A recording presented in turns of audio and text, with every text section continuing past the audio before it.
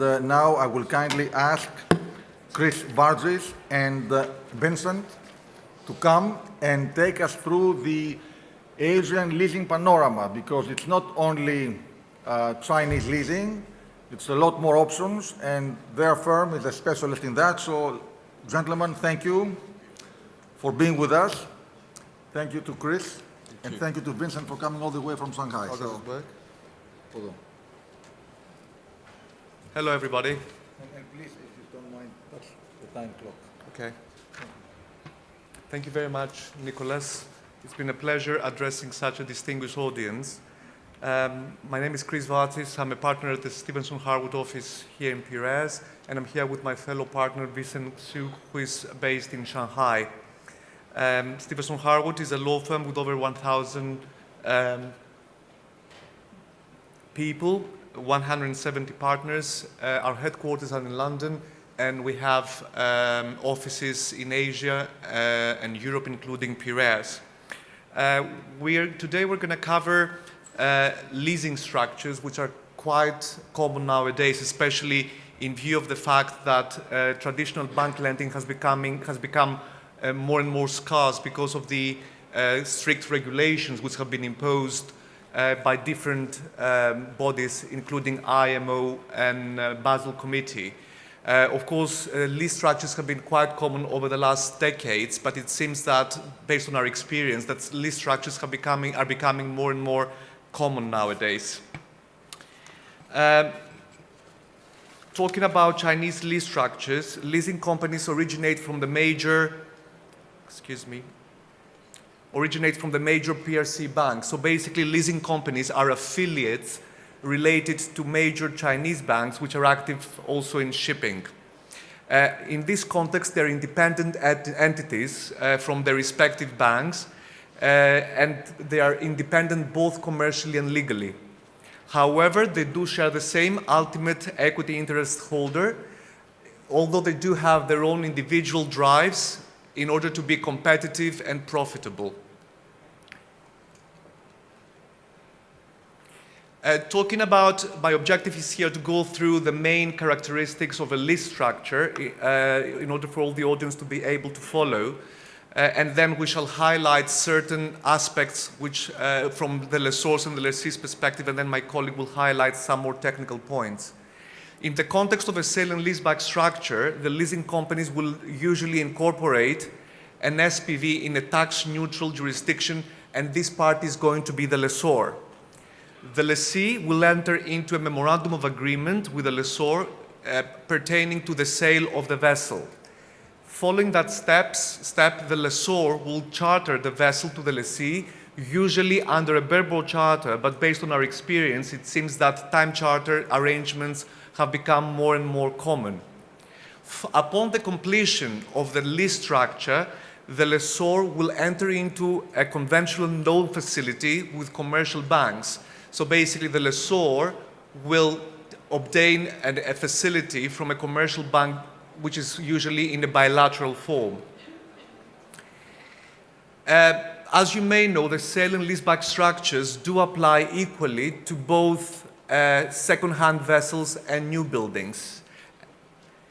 The lessor and the lessee, and this is a very important parameter of the negotiation between the parties, will agree the commercial parameters, the commercial aspects of the charter party, either bareboat charter or time charter, which will have effectively the features and the characteristics of a bilateral loan being extended from the lessor to the lessee.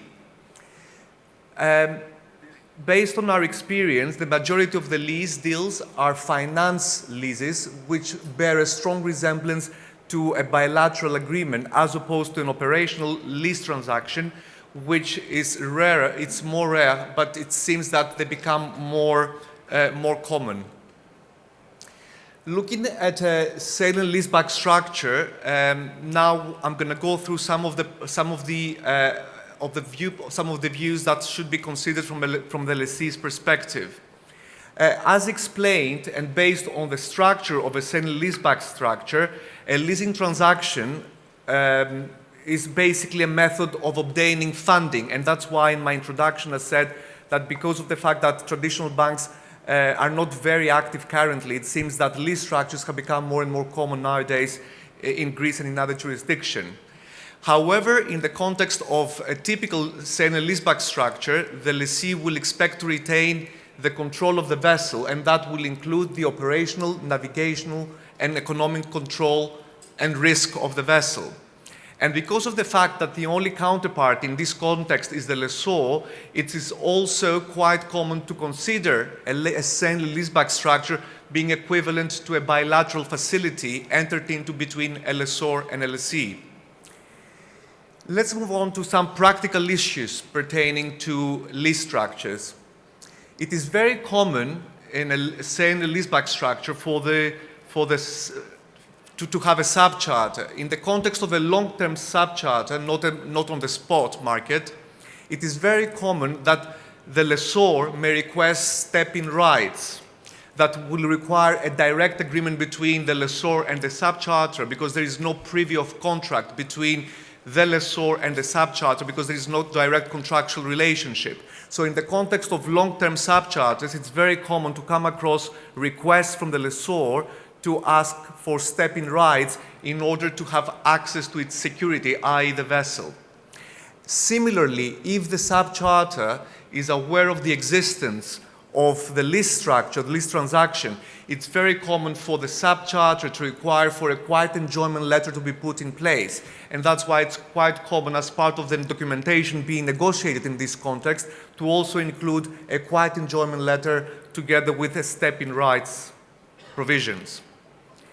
Most importantly, as you do realize, there is a residual value risk during the bareboat charter term. And there are specific provisions in the bareboat charter which does specify in the lease, basically, which provides certain options to both the lessor and the lessee in order to exit the structure. In the case of the lessor, that party usually has a put option, which is basically an early termination event. And this is usually in the context of a breach of a loan-to-value ratio, in which case the lessor does have a put option obligating the lessee to exit by proceeding with an early prepayment. Similarly, a call option on behalf of the lessee is also quite common in these structures, whereby the lessee does have the option to prepay the loan in the form of a voluntary prepayment, provided certain circumstances do kick in. And usually in the context of a bareboat charter, usually there's a moratorium of a period of 2 or 3 years in the context of a bareboat charter of 10 years, after the elapse of which the lessee does have the call option to prepay and exit the bareboat charter. My fellow partner Vincent will continue with the presentation regarding other aspects of sale and leaseback structures.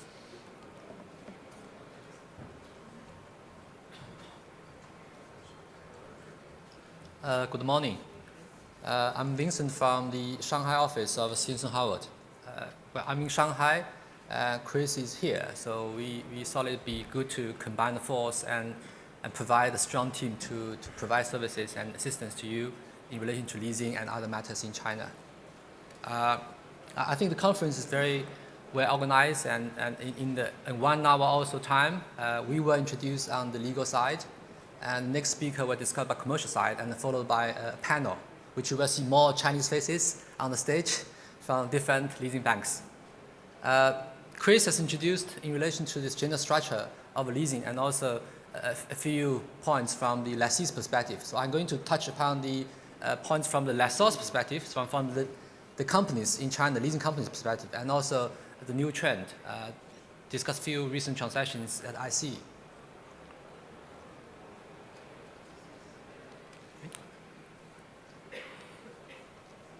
Well, of course, as Chris mentioned, in a typical finance lease transaction, it is like a bilateral loan. So, in the sense that from lessor's perspective, they want to do the proper financial and risk analysis. That from lender's perspective, and following that, of course, they would do a term sheet just like in other bilateral transactions. Following that, of course, it will be for the legal counsels to document the transactions, advise on transactional and also legal risks. One of the common risks we are asked to advise on is like sanctions. For example, how to manage the ship's operations and how to mitigate the issues may be arising out of the sanctioned cargoes and countries, etc., etc. And of course, the security package for lease transaction, although they are very different in terms of terminology as from a bank loan, but in essence, they are the same. So it is the same security package as of under a loan transaction as under a lease transaction. Sometimes, of course, because of the lessor is in between, they lending money and be the legal registered owner of the ships, of the assets, they will refinance the assets under their title. So it is very often that they will borrow individually or as a package, as asset portfolio from their lender. If that happens, of course, there are another set of securities to be provided. And lessor in that circumstances will become the borrower instead of the lender under the lease structures. And sometimes, if the back finance or refinance is not yet in place at the same time of the lease transaction is concluded, or something, it may take some time. It is often advised, we will as legal counsel, for them to enter into a mortgage over the vessel in favor of the lessor's parent company or intermediate parent company. This is like a defensive mechanism to help them to mitigate loss and risks in association with navigation and also operation of the ship. And from lessor's perspective, of course, there's always two major aspects they're looking at. One is the assets, and the other is cash flow. So when they're looking into assets, of course, type of ship, the age of the ship, the price of the ship, and were the ship owner before, blah, blah, blah. And in addition to that, of course, insurance is a very important part. In terms of the cash flow, of course, whether there is a charter, or alternatively whether there is a COA, or alternatively whether the vessel is in a pool, which has a trading record, which has a reference benchmark that they can looking at, how much generally they can revenue generate from operation of a fleet and divided by the pooling points to the individual vessels, etc., etc. And in addition to that, of course, if there's a long-term charter, the lessor would like to get involved and they would like to ask for a stepping right, as Chris mentioned earlier. And one thing would in common that if any of you finance with Chinese leasing company and leasing company will refinance, then there is a big argument between under the leasing document and under the bank loan documents, because these documents need to be matched. And there may be a chance that the lenders, at the end, the banks, they may have certain required provisions or requirement restrictions, and these will be passed on to the lessor and passed on to the lessee. So, I mean, we were involved in many of the transactions that whereby we have to make sure that the terms are matched, and in the end there will be I think time running out actually. Anyway, I think this is very important to match the terms. Of course, security will be also to pass down to lenders behind. So I'm going to talk very briefly of the new recent transactions I'm involved. One is I put it on the subject of data and equity, means that in the recent transactions, in fact, the leasing companies, they come up with debt finance, and in addition to that, they also come up with equity. It's all under the lease structure. Well, the risk and benefits in relation to the money has been divided into two parts. One is the traditional debt finance part. The other is actually called kind of equity part. In that part, in relation to that part, the lessor's rights is pursuant to like the owners, which means that the vessel will be running and generating profits, and the profits will be divided by those equities coming from both the lessor and the lessee. So it's like commercial arrangements, but it may enable the lessors to get more, but in sense assume more risks in that transaction. But these are very rare, not so often, so don't be too excited, don't be too overexcited. It applies to the assets which has a very liquidity market, and also sometimes often as second-hand and some older ships which can mean that very low market value instead of the high value ones. And the other things, of course, is operational lease. I think Chris has discussed the difference between finance and operational lease. Operational lease means that the residual value risk is not with the charterers, with the operators anymore. It's with the lessor, the leasing company. And in the recent months, actually, and last year as well, some of the leading Chinese leasing companies, they entered big ticket transactions. They order the ship and they charter out to cargo interest, and they are the real ship owner. And the transaction is entered on the basis of operational lease. The ship belongs to the leasing company from the beginning of the charter and to the end of the charter, and that's it. So there's no obligation on the charter side, on the lessee side, to purchase the vessel at the end. So this is quite interesting. And to give you more flavor of that, some of the transactions were entered into on a bareboat charter basis. So the operational matter and maintenance is still with the lessee. But in the recent transactions, the transaction entered into on a time charter basis. So the leasing company become a real ship owner, a tonnage provider. So lessee is basically providing the commercial management in a way. So this is quite new, and I can see this is a trend for the leasing companies. I see some big ticket transaction already.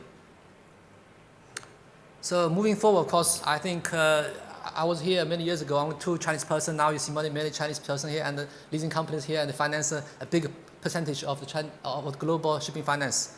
So I think become more established and more sophisticated. So they're going to be a phase of consolidation because there are secondary transactions existing portfolio already. Last word is that, again, we are joint force. So we are a big law firm, and we want to put our people together to provide a good service. Second point is that Chinese market is very exciting. And I borrow one sentence from a book called Doing Business in China. There's 3 本. One is you need a capital, which is 本钱, and the other is you need to improve skill, which is 本事. And thirdly, you need to be there, which is 本人. Thank you so much.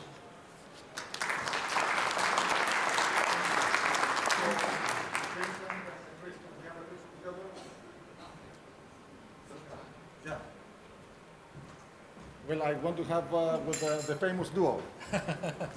You will see in the between. So I hope the photographer is here. He's over there.